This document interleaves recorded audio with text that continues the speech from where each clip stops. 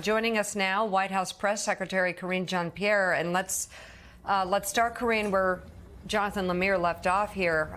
Is there anything new since we spoke with Admiral Kirby in the last hour in terms of the Biden administration's plans or response to what has happened?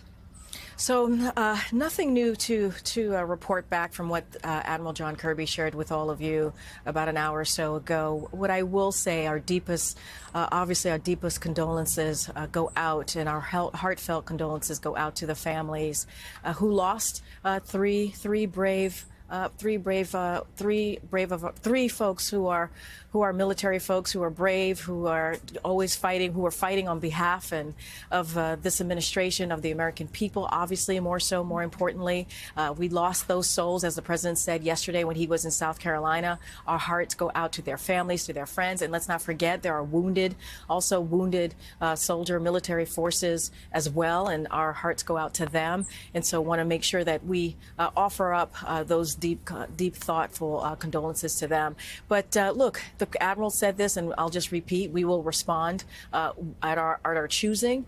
We are always, the president is always the first thing on his mind always is to make sure that we're protecting our troops. So that has not changed. I'm certainly not going to lay out what that's going to look like, a timeline, but the president is thinking about those soldiers and thinking about our troops. Obviously, yesterday was a very, very sad day, Amika.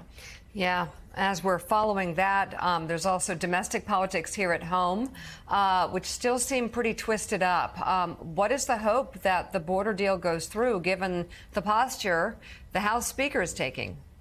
So, look, you heard from the president this past weekend. He said that we're making real progress on dealing with an issue that 75% of Americans believe in and want to see, which is fixing what we're seeing with the immigration system, a broken system that has been broken for decades now. Even in the last administration, it was broken as well, and a border that needs to be secured. The president has been very clear. Speaker Johnson, we've been hearing Speaker Johnson talking about how the president does have legal authority. And that is not the truth. That is not the case. The president has said, give him the legal authority and he will use it. And let's not forget, not too long ago, Speaker Johnson had said presidents need new legal authority to deal with border security. He had said that. The Trump administration said the same. And he endorsed that fully. Speaker Johnson said, yes, that is the case. So if he believes that, then let's act. Let's do something. Let's move on something that the majority of Americans want us to see. Republicans and Democrats in the Senate have been working for 2 months with our administration, trying to find a bipartisan agreement to deal with this issue, to deal with the issue of the border and fixing our broken immigration system. So that's what we're asking. We have continued to put forth solutions, and House Republicans have gotten in the way. Now, we agree with Speaker Johnson where he was a couple of months ago. Give a president new legal authorities, and the president has said himself over the weekend he will use it. Karine, if the House Republicans block this package of the border for Ukraine aid, does that mean that there will be no more assistance from America to Ukraine in the war? Is that it? Is that the end of the line in terms of America being able to help the Ukrainians with military assistance? So I don't want to get into hypotheticals. There's agreement is still happening in the Senate. A bipartisan agreement is what we want to see. We're appreciative of Republicans and Democrats coming together to get that done. We feel like there's progress and they're heading in the right direction. So want to stay focused on that. Look, back in October, the president put forth his national security supplemental. He put it forth because it was an emergency request. He wanted to make sure Ukraine had what it needed to defend itself against Putin's aggression, against tyranny. And we know, if we look at the history, what happens if you do not stop a dictator. So we have to be very, very clear on this. So we want to see Congress push forward and move forward with his entire national security supplemental. That's what we want to see. That's why we're having, obviously, these border security agreements to make sure that we get to a place where we have a bipartisan agreement so we can fix this broken immigration system. Not going to get ahead of that. But the president wants to see his national security supplemental request move forward because it is needed, as you just said, laid out to me, especially with what Ukraine is dealing right now with the aggression coming from President Putin. So, Karine, good morning. It does seem like the whole package is in jeopardy because Donald Trump is telling Republicans to scuttle it. But, of course, it doesn't just have foreign aid to Ukraine. It would to Israel as well. And there's been some reporting in recent days that the White House, which has been well documented, its frustrations have grown with the way Prime Minister Netanyahu has conducted this war, is thinking of pulling back some aid or attaching conditions or restrictions to it. Can you comment on that for us?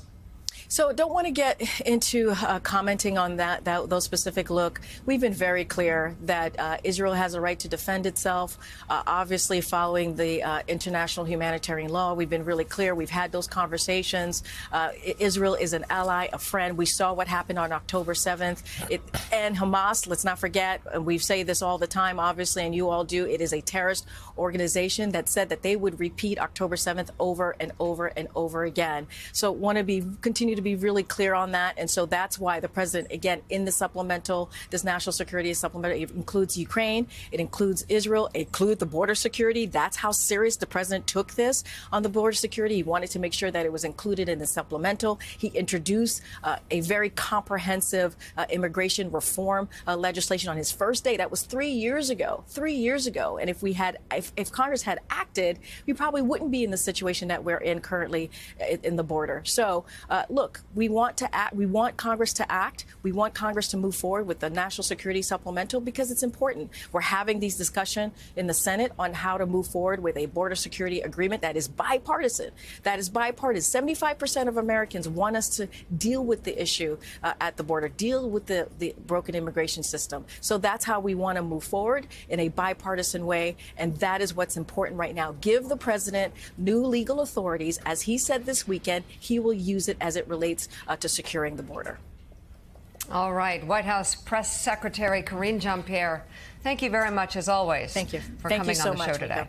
Thank you. All right. Take care.